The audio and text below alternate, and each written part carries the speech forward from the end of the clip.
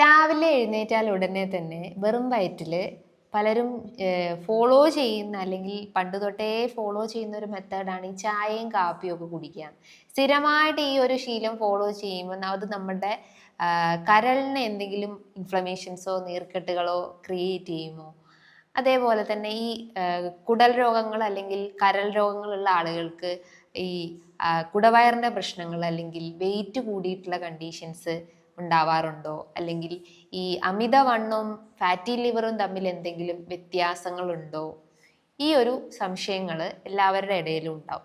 അപ്പോൾ നമുക്ക് ഇന്നത്തെ വീഡിയോയിലൂടെ ഈ ഒരു ഫാറ്റി ലിവർ എന്താണ്, അതിൻ്റെ കോസസ് എന്തൊക്കെയാണ്, അതും കുടവയറും തമ്മിലുള്ള വ്യത്യാസങ്ങൾ എന്തൊക്കെയാണ്, അതേപോലെ തന്നെ നമ്മൾ അമിതമായിട്ട് ചായയും കാപ്പിയും ഒക്കെ കുടിച്ചു കഴിഞ്ഞാൽ അതെങ്ങനെയാണ് കരളിൻ്റെ ആരോഗ്യത്തെ നശിപ്പിക്കുന്നതെന്ന് ഒന്ന് ഡിസ്കസ് ചെയ്യാം. ഹായ്, ഞാൻ doctor Juhi Das, QNB health കെയറിലെ ഹോമിയോപ്പതിക് ഫിസിഷ്യനാണ്.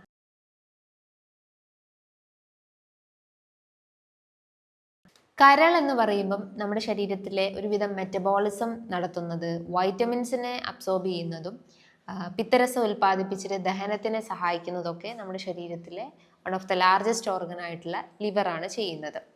അപ്പം ലിവറിന് എന്തെങ്കിലും ഒരു ഇൻഫെക്ഷൻസോ ഇൻഫ്ലമേഷൻസോ വരുമ്പോൾ അതൊരു പരിധി വരെ അതിൻ്റെ ലക്ഷണങ്ങളെല്ലാം ബോഡി അങ്ങനെ കാണിക്കില്ല. ബട്ട് ഒരു എൻഡ് സ്റ്റേജ് എത്തുമ്പോഴായിരിക്കും ലക്ഷണങ്ങളായിട്ട് പ്രസൻറ്റ് ചെയ്യുന്നത്.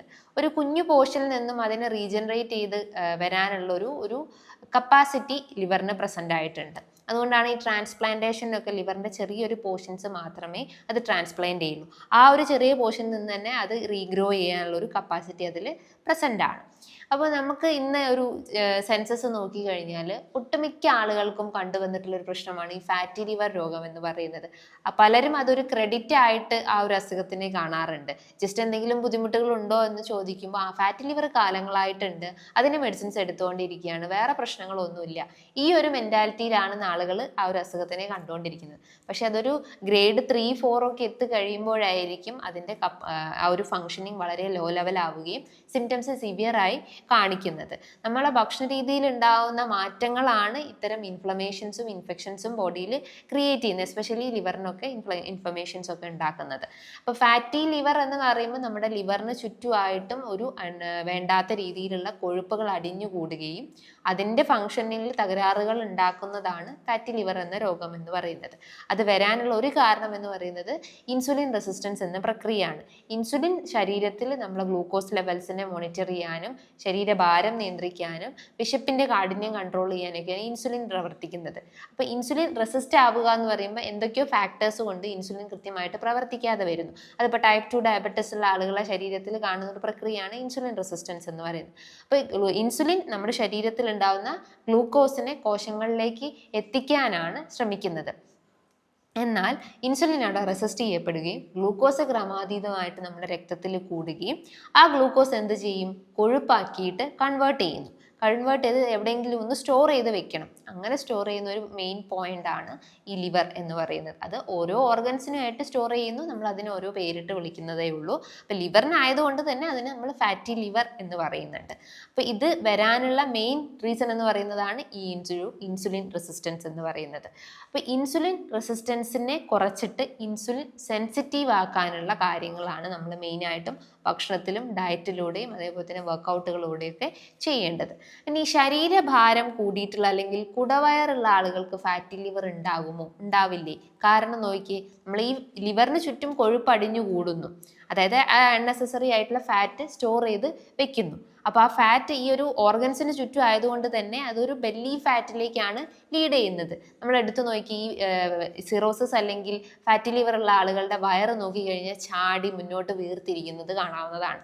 നമ്മൾ അവിടെ ഒന്ന് പ്രസ് ചെയ്ത് നോക്കിക്കഴിഞ്ഞാൽ ഭയങ്കര ഹാർഡായിട്ടും കുറച്ചുകൂടി റഫായിട്ട് ഇരിക്കുന്നത് കാണാം. അതൊരു ഗ്രേഡ് 3, 4 എത്തുമ്പോഴായിരിക്കും നമുക്ക് ഒബ്സർവ് ചെയ്യാൻ പറ്റുന്നത്. ഗ്രേഡ് 1, 2 എന്ന സ്റ്റേജിലൊന്നും നമുക്ക് അത്തരം ലക്ഷണങ്ങളായിട്ട് അല്ലെങ്കിൽ ഇത്തരം ഒരു അപ്പിയറൻസ് ഫീൽ ചെയ്യുന്നില്ല.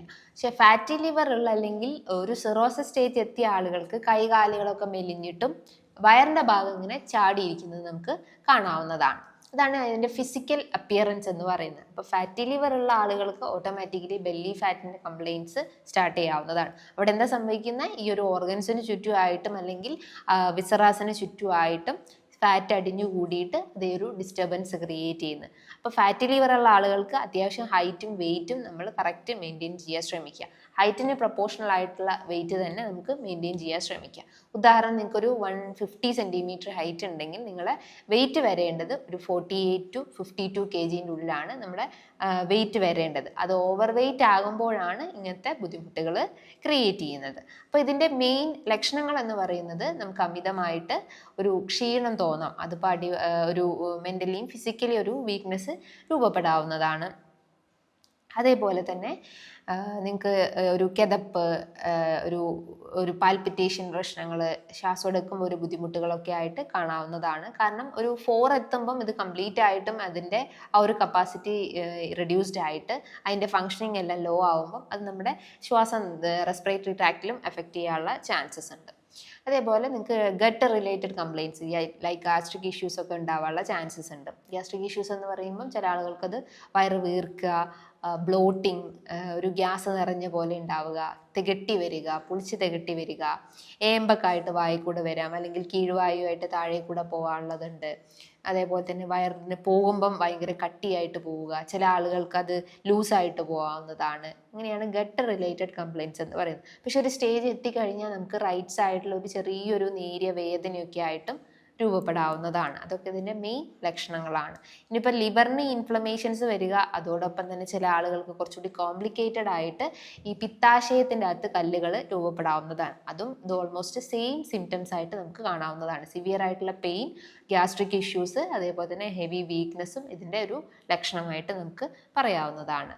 ഇതൊക്കെയാണ് ഇതിൻ്റെ മെയിൻ സിംറ്റംസ് ആയിട്ട് പറയുന്നത്, അതായത് ഗട്ട് റിലേറ്റഡ് സിംറ്റംസ് എന്ന് പറയുന്നത്. ഇനിയിപ്പോൾ സ്കിന്നിൽ നോക്കുമ്പം സ്കിന്നിൽ ചൊറിച്ചിൽ അനുഭവപ്പെടാം, ചിലന്തി വല പോലെ ഇങ്ങനെ വെസൽസ് എല്ലാം അല്ലെങ്കിൽ കാപ്പിലറീസ് എല്ലാം കെട്ടുപിടഞ്ഞ് കിടക്കുന്നത് കാണാവുന്നതാണ്. എസ്പെഷ്യലി തൊടയുടെ ഭാഗത്തും കുറച്ചുകൂടി ഡാർക്കൻഡ് ആയിട്ടുള്ള സ്കിന്നിൻ്റെ ഏരിയാസിലൊക്കെ ആയിട്ട് കാണാവുന്നതാണ്.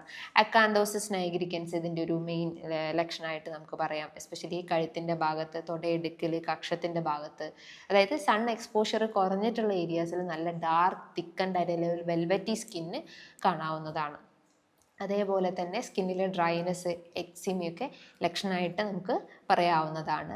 നമ്മുടെ നഖങ്ങൾ, കണ്ണിൻ്റെ ഭാഗത്തൊക്കെ ആയിട്ട് ഒരു ഡിസ്കളറേഷൻ, യെല്ലോ ഡിസ്കളറേഷൻ, ജോണ്ടിസ് പോലെയൊക്കെ കാണുന്നുണ്ടെങ്കിലും അത് കുറച്ചുകൂടി സിവിയർ ആണെന്ന് നമുക്ക് മനസ്സിലാക്കാവുന്നതാണ്. ഒരു എൻഡ് സ്റ്റേജ് എത്തിക്കഴിഞ്ഞാൽ ചിലപ്പോൾ നമ്മൾ ബ്ലഡ് വൊമിറ്റ് ചെയ്യാനുള്ളൊരു ടെൻഡൻസി ഉണ്ട്. അപ്പോൾ അത്തരം സ്റ്റേജ് എത്താതെ നിങ്ങൾ മാക്സിമം അതിൻ്റെ ട്രീറ്റ്മെൻറ്റ് പ്രൊസീജിയറൊക്കെ കൃത്യമായിട്ട് ഫോളോ അപ്പ് ചെയ്യേണ്ടതാണ്.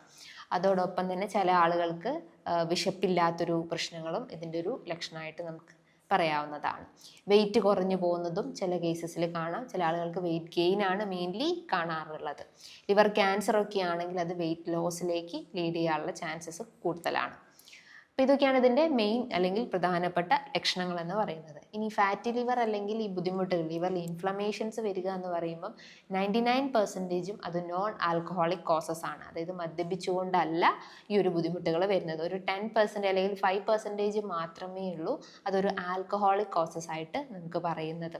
നോൺ ആൽക്കഹോളിക് കോസസിൽ വരുന്നതാണ് നമ്മുടെ ഡയറ്റിൽ ഉണ്ടാവുന്ന വേരിയേഷൻസ്. ഡയറ്റ് എന്ന് പറയുമ്പോൾ അമിതമായിട്ട് അന്നജം കഴിക്കുക, റിഫൈൻഡ് കാർബ്സ് അമിതമായിട്ട് കഴിക്കുക, ഷുഗർ എസ്പെഷ്യലി ഫ്രക്ടോസ് ഒക്കെ ആഡ് ചെയ്തിട്ടുള്ള, ആർട്ടിഫിഷ്യൽ സ്വീറ്റ്നേഴ്സ് ആഡ് ചെയ്തിട്ടുള്ള ഷുഗർ അമിതമായിട്ട് കഴിക്കുക, ബേക്കറി പലഹാരങ്ങൾ കഴിക്കുക, അതായത് ബ്രെഡ്, ബന്ന്, ബിസ്ക്കറ്റ്സ്, ചോക്ലേറ്റ്സ്, ഐസ്ക്രീംസ്, ഇതൊക്കെ നമ്മൾ ഡെയിലി കഴിക്കുക. കാരണം അതിൽ കലോറി കൂടുതലാണ്, മധുരം കൂടുതലാണ്, ഷുഗർ, സുക്രോസ് അല്ലെങ്കിൽ ഫ്രക്ടോസ് ഒക്കെ കൂടുതലായിട്ടും ആഡ് ചെയ്തിട്ടുണ്ട്. അപ്പോൾ അതൊക്കെ അമിതമായിട്ട് എത്തുമ്പം ആ ഒരു ഷുഗറിനെ നമ്മൾ ഫാറ്റായിട്ട് എങ്ങനെയെങ്കിലും ബോഡിക്ക് കൺവേർട്ട് ചെയ്യണം. അങ്ങനെയാണ് അത് ഇൻഫ്ലമേഷൻസിലേക്ക് ലീഡ് ചെയ്യുന്നത്. അപ്പം അമിതമായിട്ട് ഷുഗർ കഴിക്കുന്ന ആളുകളിൽ അല്ലെങ്കിൽ മധുരം കഴിക്കുന്ന ആളുകളിൽ, ജങ്ക് ഫുഡ് കൂടുതലായിട്ടും ഡിപ്പെൻഡ് ചെയ്തിട്ടുള്ള ആളുകൾ, റെഡ് മീറ്റ് അമിതമായിട്ട് കഴിക്കുന്ന ആളുകളിലൊക്കെയാണ് ഇത്തരം ഇൻഫ്ലമേഷൻസ് മോറായിട്ട് കണ്ടുവന്നിട്ടുള്ളത്. അതേപോലെ തന്നെ ചില ആളുകൾ പറയും, ഞാനൊരു തുള്ളി മദ്യ പോലും കുടിക്കാറില്ല, എന്നിട്ട് പോലും എനിക്ക് ഫാറ്റി ലിവറിൻ്റെ പ്രശ്നങ്ങൾ കാണുന്നുണ്ട്. അതിൻ്റെ മെയിൻ റീസൺസ് എന്ന് പറയുന്നത് ഈ ഒരു മറ്റുള്ള ഫുഡ് ഐറ്റംസ്, അതായത് റിഫൈൻഡ് കാർബ്സും ഷുഗറും ഒക്കെ അമിതമായിട്ട് കഴിക്കുന്നത് കൊണ്ടാണ്. പിന്നെ കൃത്യമായിട്ട് വെള്ളം കുടിക്കാത്ത ആളുകളിലും ഇത്തരം ഇൻഫ്ലമേഷൻസും നീർക്കെട്ടുകളും ഉണ്ടാകാനുള്ള സാധ്യത കൂടുതലാണ്. ഈ ജങ്ക് ഫുഡിനെ കൂടുതലായിട്ടും ഡിപ്പെൻഡ് ചെയ്യുക, കാർബണേറ്റഡ് ഡ്രിങ്ക്സ് അമിതമായിട്ട് കഴിക്കുക, ബേക്കറി പലഹാരങ്ങൾ, അങ്ങനെ മധുരമേറിയ അല്ലെങ്കിൽ കൂടുതൽ ജങ്ക്സ് ആഡ് ചെയ്തിട്ടുള്ള സ്പൈസി ആഡ് ചെയ്തിട്ടുള്ള ഭക്ഷണങ്ങളൊക്കെ അമിതമായിട്ട് കഴിക്കുമ്പോഴാണ് ഇത്തരം ഇൻഫ്ലമേഷൻസും ഫാറ്റി ചേഞ്ചസും ബോഡിയിൽ അപ്പിയർ ചെയ്യുന്നത്. ഇനിയിപ്പം നമ്മൾ ശ്രദ്ധിക്കേണ്ടതായിട്ടുള്ള കാര്യങ്ങൾ എന്ന് പറയുമ്പോൾ റെഡ് മീറ്റിൻ്റെ ഉപയോഗം അത്യാവശ്യം കുറച്ച് കൊണ്ടുവരിക. ലിവറിൻ്റെ ഹെൽത്ത് ഇമ്പ്രൂവ് ചെയ്യുന്ന കാര്യങ്ങൾ, അതായത് ആൻറ്റി ഇൻഫ്ലമേറ്ററി ഭക്ഷണങ്ങൾ കൂടുതലായിട്ടും പ്രിഫർ ചെയ്യുക. ഗാർലിക്, ദെൻ ഒനിയൻ, കുർക്കുമിൻ, പെപ്പറൊക്കെ അത്യാവശ്യം കഴിക്കാൻ ശ്രമിക്കുക. അത് ഭക്ഷണത്തിൽ നല്ല രീതിയിൽ മിക്സപ്പ് ചെയ്ത് ഉൾപ്പെടുത്താവുന്നതാണ്. ദെൻ കളേർഡ് ആയിട്ടുള്ള ഫുഡ് ഐറ്റംസ്, അതായത് നിങ്ങൾക്ക് ഫ്രൂട്ട്സും വെജിറ്റബിൾസും കഴിക്കാവുന്നതാണ്. Like leafy vegetables, pomegranate, carrot, broccoli, cauliflower ഒക്കെ നല്ലപോലെ ഉൾപ്പെടുത്താവുന്നതാണ്. നട്ട്സും സീഡ്സും ഒക്കെ ഡെയിലി ബേസിസിൽ ഉൾപ്പെടുത്താവുന്നതാണ്. നട്ട്സൊക്കെ ഒരു ഫൈബർ കണ്ടന്റ് ഉള്ളത് കൊണ്ട് തന്നെ ദഹന പ്രക്രിയ ഇമ്പ്രൂവ് ചെയ്യാവുന്നതാണ്. ചിയ സീഡ് വാട്ടറൊക്കെ നമ്മൾ ഓൾട്ടർനേറ്റ് ഡേയ്സിലൊക്കെ ഏർലി എംപ്റ്റി സ്റ്റൊമക്കിലൊക്കെ പ്രിഫർ ചെയ്യുന്നത് കുറച്ചുകൂടി ബെറ്റർ ആയിട്ടുള്ള ആക്ഷൻസ് ബോഡിയിൽ നമുക്ക് കാണാൻ സഹായിക്കുന്നതാണ്. അതോടൊപ്പം തന്നെ ചെറിയ ചെറിയ മത്സ്യങ്ങൾ നല്ല രീതിയിൽ ഭക്ഷണത്തിൽ ഉൾപ്പെടുത്തുക. ഹെൽത്തി ഫാറ്റ്സും പ്രോട്ടീൻസും ഇതിൽ പ്രസൻ്റ് ആയിട്ടുണ്ട്. Vitamin D level, vitamin A, vitamin C level, ഇതിൻ്റെയൊക്കെ ലെവൽ കറക്റ്റ് ആണോ, നമ്മുടെ ശരീരത്തിൽ കുറവുണ്ടോ കൂടുതലുണ്ടോ എന്നൊക്കെ കറക്റ്റ് ഒബ്സർവ് ചെയ്യാൻ ശ്രമിക്കുക. കാരണം ബോഡിയിലെ വൈറ്റമിൻസ് അബ്സോർബ് ചെയ്യുന്നത് നമ്മുടെ ലിവറാണ് കറക്റ്റ് മെയിൻറ്റെയിൻ ചെയ്യുന്നത്. അപ്പം വൈറ്റമിൻസ് ഡെഫിഷ്യൻ്റ് ആണെങ്കിൽ അത് ലിവറിനെ എഫക്റ്റ് ചെയ്യും. അതേപോലെ തന്നെ റിവേഴ്സിബിൾ ആയിട്ടും ലിവറിൽ എന്തെങ്കിലും ഇൻഫ്ലമേഷൻസ് ഉണ്ടെങ്കിൽ ബോഡിയിൽ വൈറ്റമിൻസ് കൃത്യം ചെയ്ത് അബ്സോർബ് ചെയ്യാൻ സഹായിക്കുന്നതല്ല. അപ്പോൾ ഇതൊക്കെ കൃത്യമായിട്ട് മെയിൻറ്റെയിൻ ചെയ്യാൻ ശ്രമിക്കുക. ശരീരഭാരം കൂടിയിട്ടുള്ള ആളുകൾ നിർബന്ധമായിട്ടും ഒരു 30 to 35 മിനിറ്റ്സ് ഡെയിലി വർക്കൗട്ടുകൾ ചെയ്യാൻ ശ്രമിക്കുക. ബെല്ലി ഫാറ്റ് കുറയ്ക്കുന്ന വർക്കൗട്ടുകളൊക്കെ ഡെയിലി ബേസിസിൽ ചെയ്യാൻ ശ്രമിക്കുക. പിന്നെ ചായയും കാപ്പിയും എസ്പെഷ്യലി കഫീനേറ്റഡ് ആയിട്ടുള്ള കാര്യങ്ങൾ പരമാവധി കുറയ്ക്കാൻ ശ്രമിക്കുക. അതൊക്കെ കുറച്ചുകൂടി ട്രിഗർ ചെയ്യുന്ന ഫാക്ടേഴ്സാണ്. അപ്പോൾ അതൊക്കെ പരമാവധി കുറയ്ക്കുക. ഫ്രൂട്ട്സും വെജിറ്റബിൾസും എസ്പെഷ്യലി പറഞ്ഞ കളേർഡ് ആയിട്ടുള്ള ഫ്രൂട്ട്സും വെജിറ്റബിൾസും ഒക്കെ കൂടുതൽ പിഗ്മെൻറ്റഡ് ആയിട്ടുള്ള കൂടുതൽ വെജിറ്റബിൾസൊക്കെ നല്ല രീതിയിൽ സ്റ്റീം ചെയ്തിട്ടൊക്കെ ഉൾപ്പെടുത്താവുന്നതാണ്. ചിക്കൻ നിങ്ങൾക്ക് വീക്ക്ലി വൺസ് എന്നുള്ള രീതിയിലേക്ക് കുറച്ച് കൊണ്ടുവരിക. അതോടൊപ്പം തന്നെ ബെല്ലി ഫാറ്റ് കുറയ്ക്കുന്ന ചെറിയ ചെറിയ രീതിയിലുള്ള പ്ലാങ്ക് എക്സസൈസും ഒക്കെ കൂടുതലായിട്ടും ചെയ്തു കഴിഞ്ഞാൽ തന്നെ അതായത് മരുന്നിൻ്റെ അളവ് കുറച്ചുകൊണ്ട് നമുക്ക് ഈ ഒരു ഭക്ഷണത്തിലൂടെ തന്നെ ഇതിൻ്റെ ഒരു ഇൻറ്റൻസിറ്റി കുറച്ചെടുക്കാൻ സഹായിക്കുന്നതാണ്. നിങ്ങൾക്ക് എന്തെങ്കിലും സിംറ്റംസ് കാണുകയാണെങ്കിൽ അറ്റ്ലീസ്റ്റ് ഒരു ബ്ലഡ് ടെസ്റ്റ്, ജസ്റ്റ് ഒരു ലിവർ ഫങ്ഷൻ ടെസ്റ്റും ലിപ്പിഡ് പ്രൊഫൈൽ ലെവലൊക്കെ ഒന്ന് ചെക്ക് ചെയ്യേണ്ടതാണ്. സോ ഇതുമായി ബന്ധപ്പെട്ട് എന്തെങ്കിലും സംശയങ്ങളൊക്കെ ഉണ്ടെങ്കിൽ താഴെ കാണുന്ന നമ്പറിൽ കോൺടാക്റ്റ് ചെയ്യാവുന്നതാണ്. നല്ലൊരു ഹെൽത്ത് ടോപ്പിക്കുമായി വീണ്ടും കാണാം. Thank you.